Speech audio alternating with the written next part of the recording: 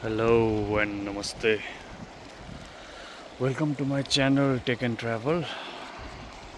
आज चाहिँ हामी यो ब्युटिफुल लोकेसनमा आइपुगेको छौँ। यो लगभग म काठमाडौँदेखि 38 किलोमिटर 40 किलोमिटर जति यता सिस्नेरी एरियातिर आइपुगेको छु। सिस्नेली जुन नेचुरल स्विमिङ पुल एरिया छ। म आज त्यता यो स्क्रैम्बलर बाइक लिएर त्यहाँ आएको छु। यो चाहिँ अब ट्राइम्फ कम्पनीबाट भर्खर रिसेन्टली नै लन्च भएको नयाँ ट्राइम्फ 400 XC हो। सरसाथै म आज यो बाइकको सानो रिभ्यू जस्तो नि दिन गइरहेको छु। अब यो अगाडि छेउमा यहाँ खोला छ एउटा सानो, त्यस नेचुरल इफेक्ट नि आइरहेको छ साउन्डको। कसैले डिस्टर्ब भए चाहिँ माइन्ड नगर्नु होला है त। यो बाइक मैले काठमाडौँबाट यहाँसम्म पिच अफरोड सबै गरेर लगभग 38 किलोमिटर जति चलाएर आउँदाखेरि मेरो पर्सनल एक्सपिरियन्स के रह्यो कस्तो रह्यो होइन। प्लस मैले यो बाइकलाई लगभग 600 किलोमिटर जति कुदाइसकेको छु। अनि 600 जति किलोमिटर कुदाउँदाखेरि यो बाइकमा मलाई के राम्रो लाग्यो के नराम्रो लाग्यो या के इम्प्रुभ हुन सक्थ्यो त्यसको बारेमा सर्ट रिभ्यू जस्तो दिन गइरहेको छु है म। सुरु गरौँ यसको पहिला पोजिटिभ पोइन्टहरू है। पोजिटिभ पोइन्ट भन्दाखेरि यो बाइकको नम्बर 1 मा चाहिँ यसको राइडिङ कम्फोर्ट।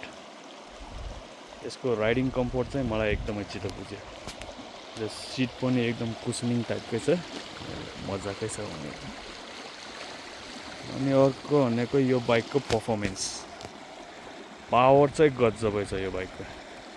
जस्ट मजाले एनी टाइम बनाएर जुनसुकै ठाउँमा नि मजाले जान सकिन्छ यसमा।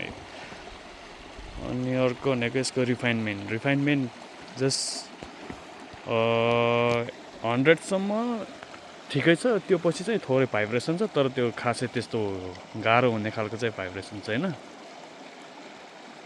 अर्को यसको राइडिङ पोस्चर जस्ट तपाईँको लङ रनसम्म पनि तपाईँको अब पोस्चर सही तरिकाले नै मेन्टेन हुन्छ यसमा। अपराइट पोजिसनको ह्यान्डल छ, त्यो तपाईँको पोजिसन पनि मजाले नै हुन्छ। त्यो भन्दाखेरि तपाईँले मैले यहाँसम्म बाइक चलाएर आउँदाखेरि खासै मलाई यस्तो के भन्नु अनकम्फोर्टेबल भन्नाले त्यो अलि हुन्छ नि, बस्न अप्ठ्यारो जस्तो चाहिँ केही फिल भएन मलाई। अनि अर्को भनेको अब यो बाइकमा अब सरस्वती हुने भनेको अब यो राइड बाई वायर, त्यसको रेस्पोन्स चाहिँ गजब छ, मजाले तान्छ एकैचोटि। ल्याकस्याक भने के भन्नु तपाईँको। अर्को अब यसको पोजिटिभ कुराहरू गर्नुपर्दाखेरि यो बाइकको सरस्वती त्यही नै हो। बाइक त एकदमै राम्रो छ यो बाइक होइन। तपाईँको खासै यसमा अब कम्प्लेन गर्नुपर्ने खासको केही छैन।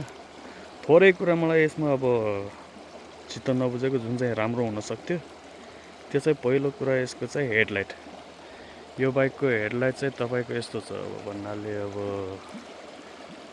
नर्मल अब यतिकै ठिक छ, तर अँध्यारो ठाउँमा मलाई यो बाइकको थोरै हेडलाइट नपुगेको जस्तो लाग्छ है। किन भन्दाखेरि मैले योभन्दा अगाडि KTM एडभेन्चर 250 चलाउँथेँ कि KTM एडभेन्चर 250 चलाउँदाखेरि त्यसको हेडलाइट मलाई वान अफ द बेस्ट लाग्थ्यो बाइकमा। तर यो बाइकमा चाहिँ हेडलाइट थोरै इम्प्रुभ हुन सक्थ्यो यसको। अझ त्यो हेडलाइट ग्रिलले गर्दाखेरि त्यो यसै त हेडलाइटको पावर पुगिरहेको हुँदैन, त्यो हेडलाइट ग्रिलले गर्दाखेरि त्यो इमेजमा डार्क लाइन आइरहेको जस्तो हुन्छ। अनि कस्तो डिस्टर्ब भएको हो कि के कस्तो लाग्छ। जस्ट अब इनकेस अब मैले बाइकको वारेन्टी सकिसकेपछि केही मोडिफाईहरू गर्नु पऱ्यो भने म हेडलाइट एउटा चाहिँ चेन्ज हाल्छु यसमा। हेडलाइटको पावर चाहिँ मलाई थोरै नपुगेको जस्तो फिल भयो। अर्को यसमा थोरै चेन्ज हुन सक्ने भनेको चाहिँ यो टायरहरू। टायर चाहिँ यो MRF को टायर दिएको छ यसमा, दुइटै अगाडि पछाडि MRF ज्यापर दिएको छ। अन रोडको लागि त ठिक छ एकदमै यो, तर अफ रोडमा चाहिँ मलाई थोरै त्यो टायरहरू स्किड भएको हो कि हिलोमा त्यो थोरै चिप्लेको हो कि ब्यालेन्स नभएको हो कि के हो, कन्फिडेन्सै नभएको जस्तो लाग्छ। जस्तो यसमा नि एटलिस्ट KTMमा जस्तो एपोलो ट्राम्पलर त्यस्तो केही टायरहरू एपोलोको या अरू कुनै दिएको भए चाहिँ अलि राम्रै हुन्थ्यो। MRFको टायर जस्ट अलि वेट सर्फेसेस अनि अफ रोडमा चाहिँ मलाई खासै अलिक पहिलाको बाइकहरूमा जति कन्फिडेन्ट नभएको फिल भइरहेको छ यसमा।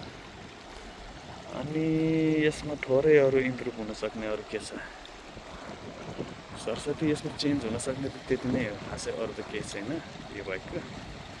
अनि एउटा यो हिटिङ चाहिँ छ थोरै यसमा।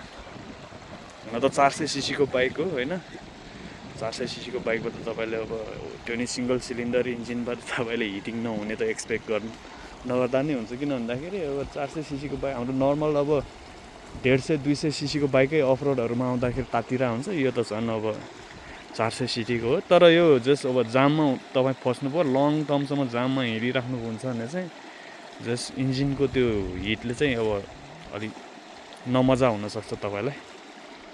तर फेरि तपाईँ त्यो बाइक कुदाएर गइसकेपछि चाहिँ त्यो हिट एक थोपै फिल हुँदैन। जस्ट सरस्वती अब यसमा त्यही माइनर मात्रै हो त्यो चेन्ज गर्नु मिल्ने, मैले भनेको त्यो हेडलाइट एउटा र टायर हो। हिटिङको त त्यो भनेको तपाईँको अब जाममा मात्रै हो, बाइक कुद्न थालेपछि खासै त्यो नोटिस हुँदैन तपाईँको। सुरुमा मलाई त्यही अब टायर र यो हेडलाइट थोरै इम्प्रुभ भयो भने चाहिँ यो बाइकमा म अरू खासै त्यस्तो केही इम्प्रुभ गर्नुपर्ने जस्तो चाहिँ देख्दिनँ म यसमा। जस्ट अब ओभरअल यो बाइकको पर्फर्मेन्सहरू अरूदेखि चाहिँ एकदम सेटिस्फाइड नै छु म। यसमा अब स्पेक्सहरूको कुरा, अब स्पेक्सहरू त अब सायद तपाईँहरूले पहिलाको अब युट्युबहरूको अरू च्यानलहरूमा पनि हेरिसक्नु भयो होला।